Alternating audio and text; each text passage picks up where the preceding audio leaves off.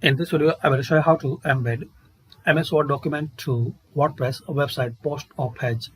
Search this plugin, embed any document, embed PDF, Word, PowerPoint and Excel files. Install and activate. This is a very popular, useful plugin. As we can see here, 70,000 active installation and 89 good rating. 89 good rating. So use this plugin, and if you are facing any problem to use this plugin, comment. I will create a new video tutorial about this plugin, how to use it.